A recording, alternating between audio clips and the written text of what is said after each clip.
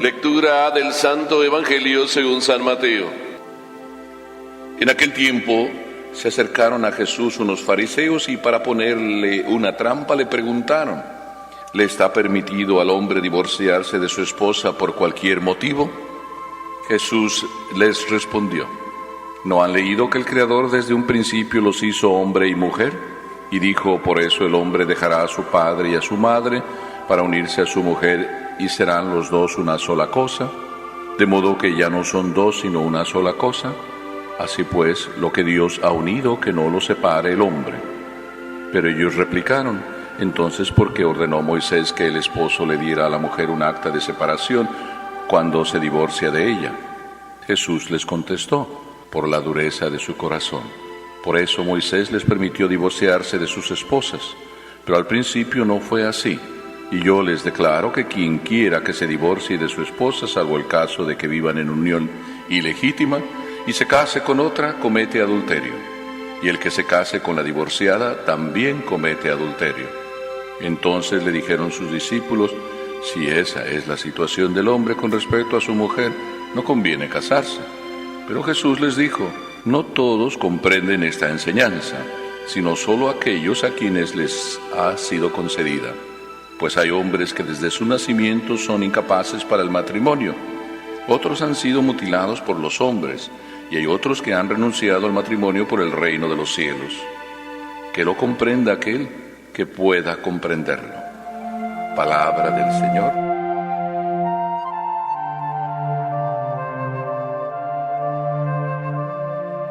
¿Cómo podíamos titular este Evangelio?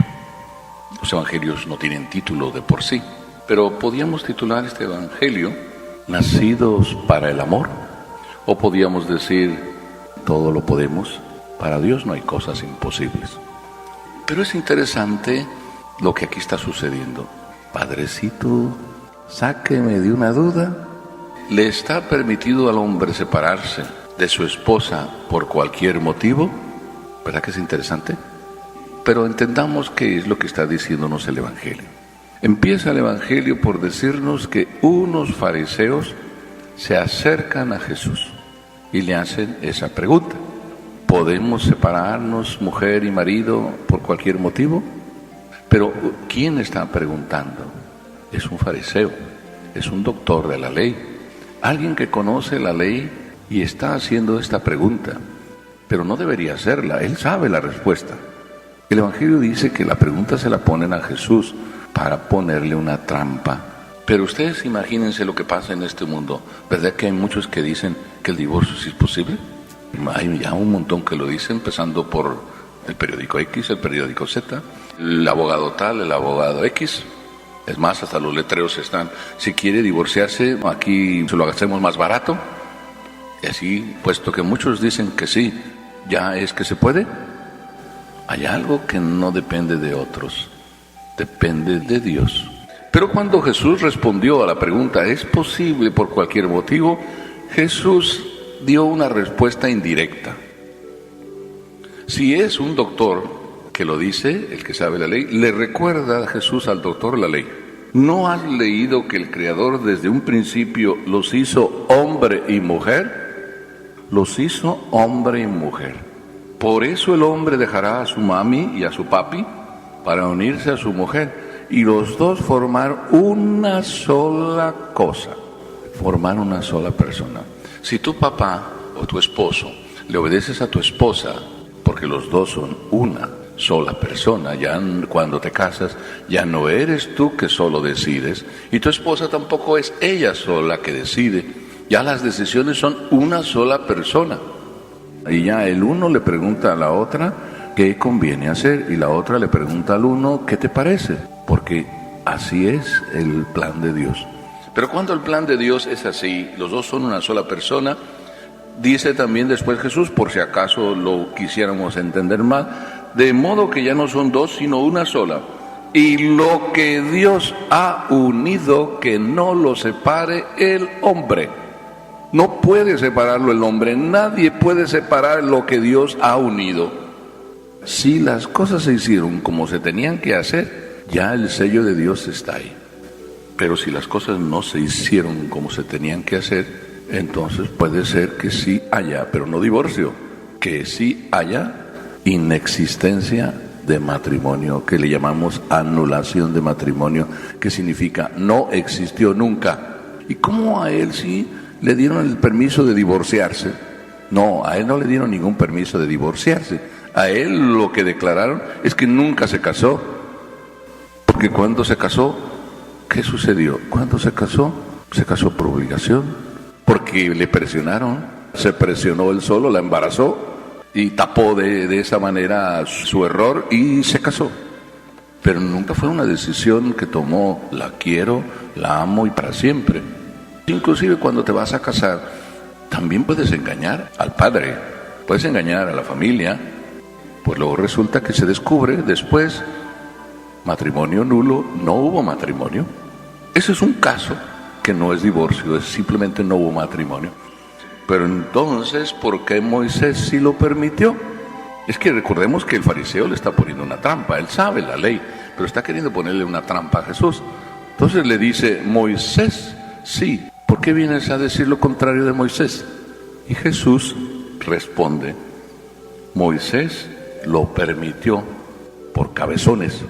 ¿Pero qué fue lo que permitió Moisés?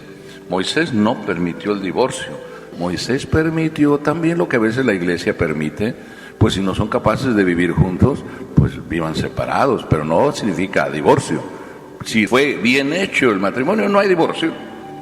Ustedes eso a veces lo hacen, cuando se enfadan y se enojan, cada uno se va para su propia habitación y duran semanas y meses sin hablarse. No hay separación, no hay divorcio, pero sí se separan y no se hablan y andan como con cara de caballo los dos y duran meses, a veces sin hablarse. Por la dureza de nuestro corazón pasan esas cosas. La respuesta de Jesús es bien clara.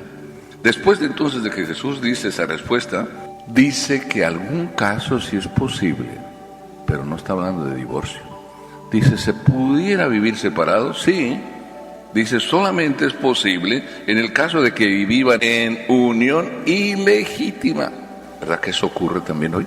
Que muchos de nosotros vivimos en unión ilegítima. Una unión ilegítima es vivir arrejuntados, ni siquiera nos protege ninguna ley, ni siquiera la ley civil. Y después de un tiempo pudiera haber separación. Pues sí, es triste que la haya, porque si vivieron 12, 15 años juntos, pero nada más arrejuntados y se separan, pues sí se puede dar. Qué triste para los niños, ¿verdad?, que viven esa realidad, pero qué triste también para ti que vives esa realidad así, en esa unión.